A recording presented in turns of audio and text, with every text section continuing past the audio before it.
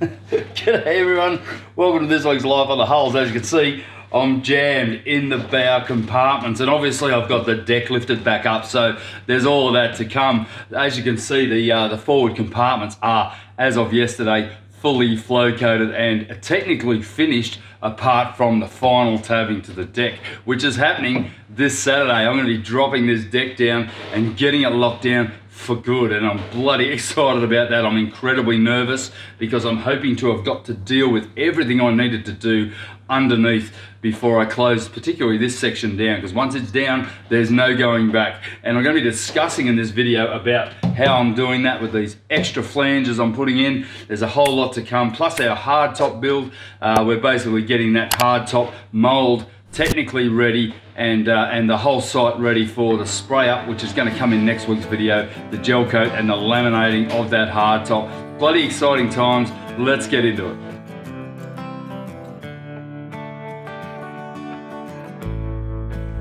Now it looks like a bunch of pieces, but it's actually perfectly biscuit joined, thanks to Janet and Johnny. Great job, eh? Yeah. And that's got a really nice curve to it now. It didn't before, but now I've got a batten underneath it. That's actually really good. I was thinking I might screw it down, but I really don't need to.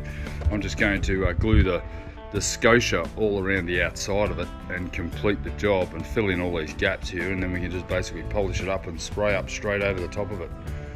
Get rid of all the plastic, start waxing, get into it.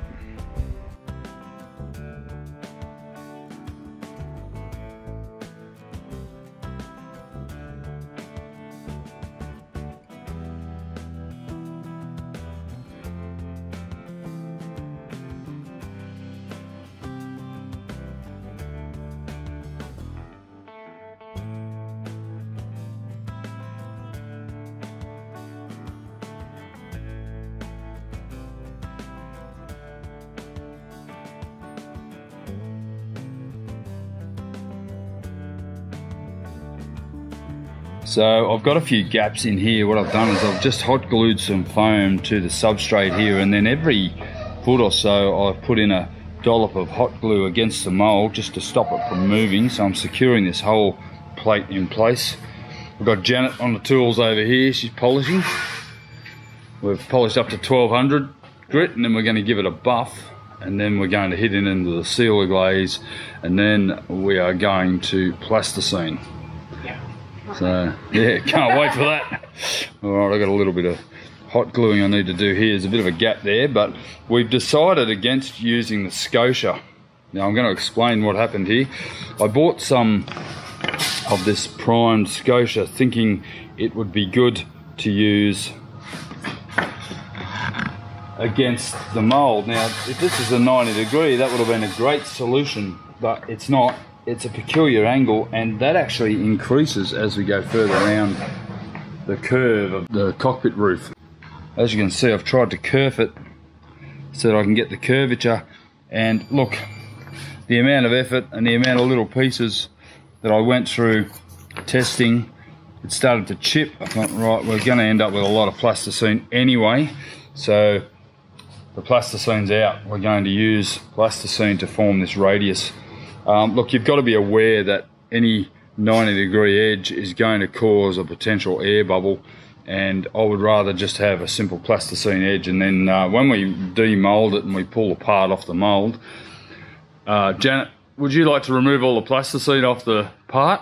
I think Janet's very good at removing. Becoming an expert at removing plasticine, but hopefully not all of it will stick to the actual part, and we'll be able to demold it pretty effectively.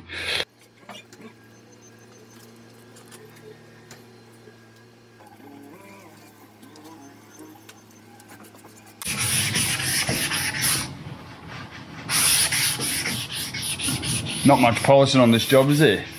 The stairway probably had more polishing. Well, I'm not polishing yet, am I? I'm just standing. Well, no, this is polishing. Is it? Wet sanding is polishing. Oh, is it? Yeah, Okay. that's for the polishing. Okay. Apprentice has learnt something else. If we had 2000 grit sandpaper, we wouldn't even need to buff it. But you always buff it.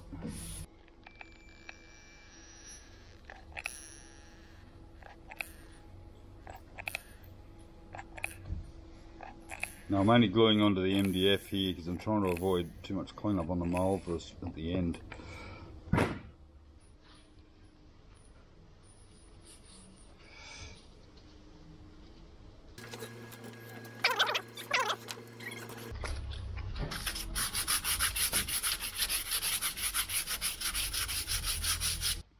Where's Dad? Hey, you shake hands? Shake hands with Dad? Yeah, you're a good girl. Aren't we? Hey? We're the building doodle. Shake hands. Ah, this is Lex. Hey, where's our Lex? Where's our Lex? Where's our wolf? Give us the other foot. Give me another one. No, I want the other one. Other foot. Give me the other foot. Oh, come on. Give me that one. You're an idiot.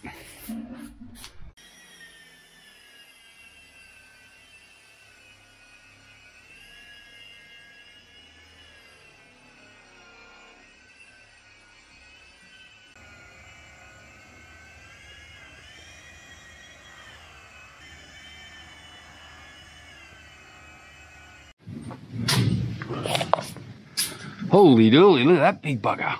Ooh. Get under a table, Roscoe. Look at that.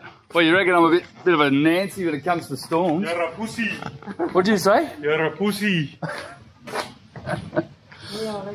Take cover in your boat, mate. I'm going to be taking cover. Take cover from you. Where were you yesterday? I had to go to my daughter's graduation. Oh, good. He doesn't look old enough to have a daughter, does he, this guy? Yeah, it's too bad she'll be 18 in a couple of months. Yeah. Mate, that makes you, what, 29? Yep. 21 plus or minus 1. What's going on here? We put the car away in case it hails. Pushy, pushy.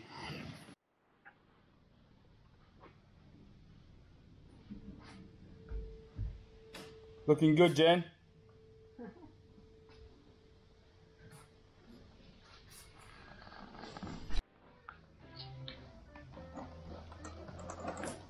Don't know why Janet's got the earmuffs on. I think it's so she's sick of hearing me talk to her. You sick of hearing my voice? Sick of instructions. Aren't you the apprentice? You're supposed to be the apprentice and you're already sick of me. You've only been here for like a day. Or a couple of days. Well, that might be it. Well, we're trying to get the plastic sheeting off and it's proving to be a challenge, isn't it? Yeah, right, have a good go at it. Once you get the grip. Oh, look at that I just needed to get enough to be able to do that. I don't know what that noise is in the background. It sounds like a banshee getting friggin' hung. I'm going to hang whoever's making the noise. It sounds like a Wookiee. Complain about my noise. Yeah. Working hard there, Dum. This is what apprentices are for, do the shit jobs. Isn't that what young apprentices are for? That's what young, that's why I've got you. You're my young apprentice. Alright, the plasticening has begun. It's going to be a bit of an effort. I've done this part in about the last 20 minutes. But yep, it's definitely a better solution than that Scotia. It's going to be a matter of get it down, get it as level as I can, and then go around it several times, just sculpting it to get as nice a radius as I can get, so that ultimately when the actual product comes out of the mould, I won't have too much restoration to do. It's generally pretty good, provided you don't get air bubbles in it. So you've just got to watch that your plasticine isn't going to react with the chemical underneath, and that's the important thing, is to buy good quality stuff from a composite supplier, not just the stuff you buy in a supermarket or in a kid's store. But yeah, so that's starting to really come along, and I'll just keep sausaging it out until I do the entire perimeter.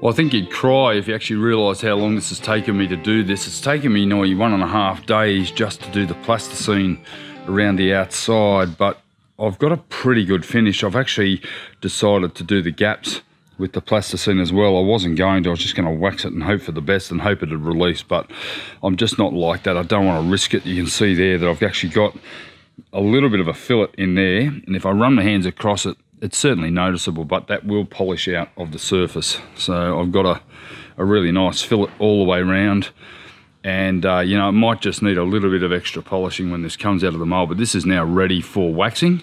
and I'm going to start working on the red part with the sealer glaze first. I'll buff that off, and then I'll be putting on my release wax.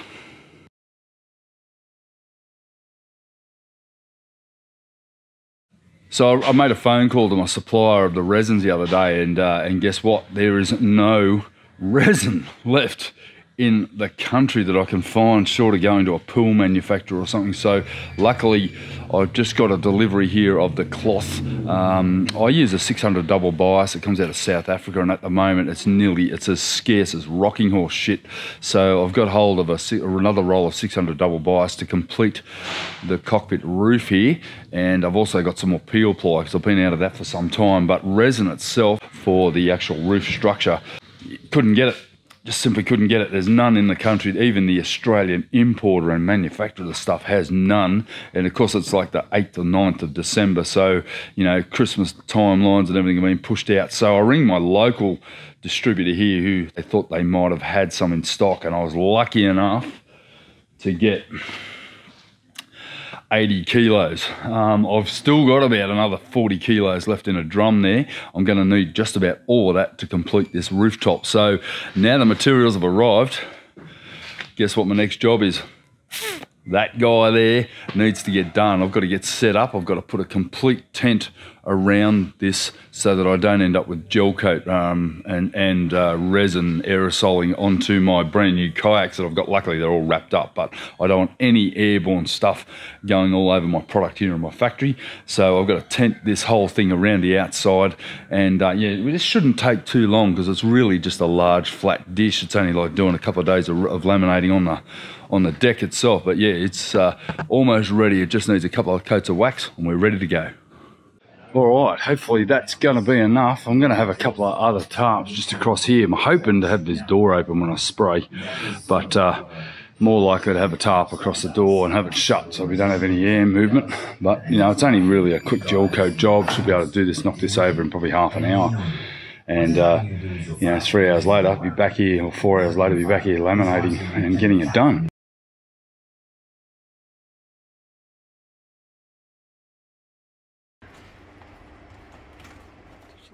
Last week I outlined my plan to join the hull and deck with the composite angle forming the basis of the initial bond between them and all of the bulkheads.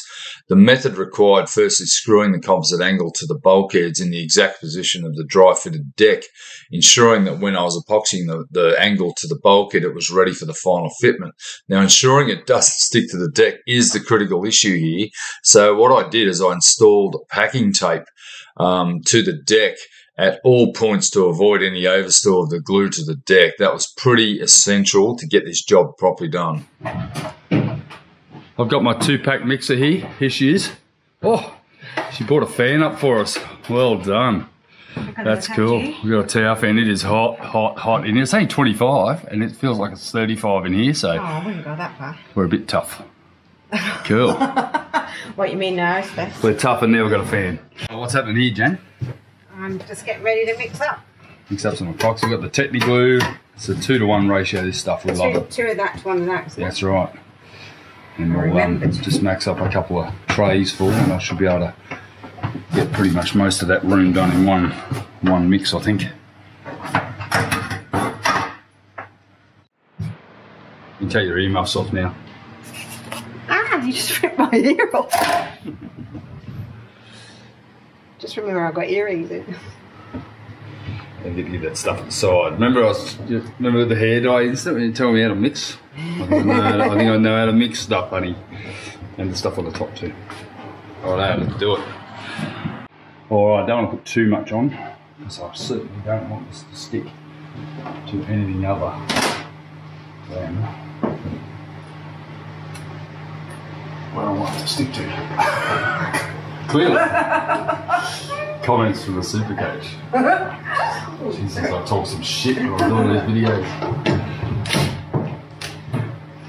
I don't want to stick to anything other than where I want to stick.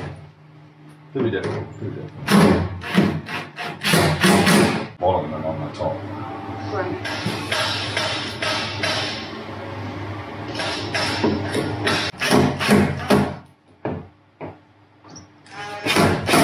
Wouldn't you hate it if you forgot to put the plastic on?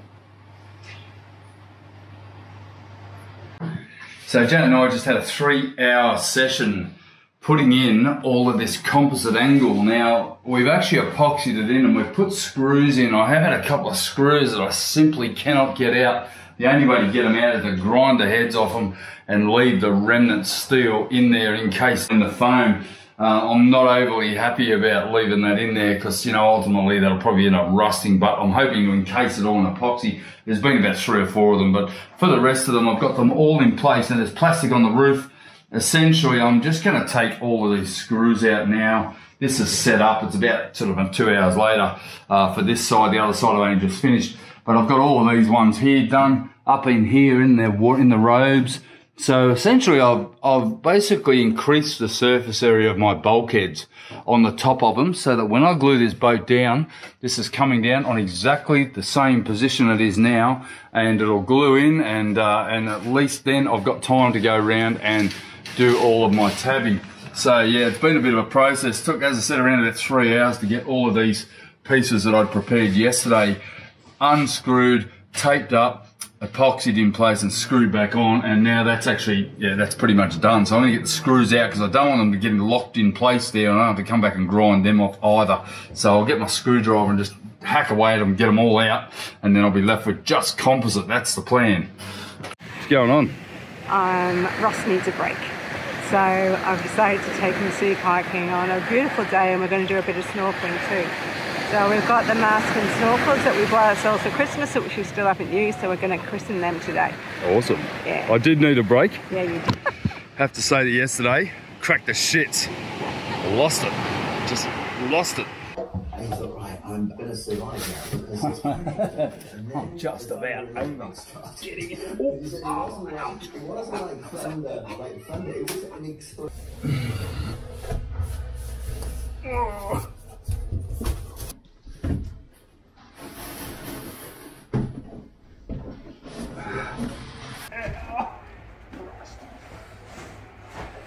I want to be claustrophobic, and I thought I was. So many little jobs, no real achievement, and I just lost it. I'm sick of doing tiny little jobs and not getting the job done. It's driving me nuts. So we're going out for the day. It's a bit breezy, but we'll handle it, won't we?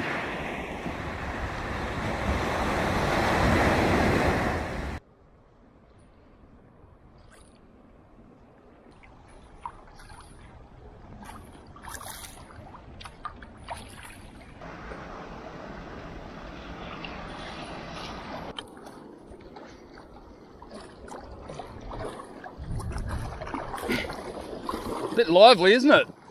It's good. Bit reboundy. A really nice snorkel. Yeah. Lots of little fish.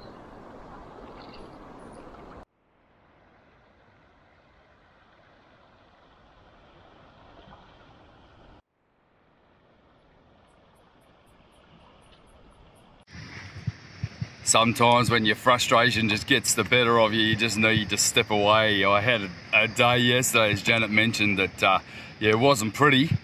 Couldn't get my head around some of the frustrations I'm feeling at the moment. Just trying to move forward in a big way, even doing tiny little things like this drives me insane. So I just get out here, get some space, get some clean, clear water, have a good swim.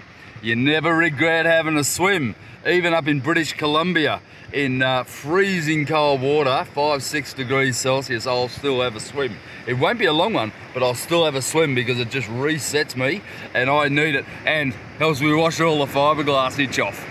Janet knows when I'm at my limit, and she knows when to get me out here because yeah, I definitely feel a lot calmer now. The funny thing is that people used to say to me when I had the kayak tours and the business and the travel, and they used to say, can't imagine Ross ever getting stressed. And Janet used to say, do you know how ripped off I feel when I hear that? I know I've probably said that before, but yeah, I tend to get to a limit, and then I get a bit manic when I'm tired, particularly when I'm tired. I've had a massive week delivering kayaks all over the country and trying to deal with that part of the business so I can get back to the boat building and really, you know, What more could you ask for, really? I mean, I don't need to go sailing. This is my absolute passion, paddling, and it just does magic things to me. I'll be right for another good few weeks. We tend to try to go every week or so, some sort of paddling, but at the moment it's been a bit difficult. Just access to areas has been, a lot of places are closed off due to works being done because of the COVID restrictions are finally catching up, and obviously the contractors are coming in and not allowing access into some of the areas that we would otherwise be able to go to. But this place is just stunning. This is what we call the Darling Road, and it is just an incredible place where the bush and the sea meet, and it's very rare in Australia not to have big sand dunes and then the bush. We sort of get this abutment of beautiful green eucalypt forest right into the sandstone and straight into the sea. And this area here, I used to do a lot of night diving here, and it's very common to see seahorses and those beautiful weedy sea dragons along this coast, because we have quite a lot of seagrasses along this region here, and it makes for good shelter for those benthic and sort of mid-water dwelling animals.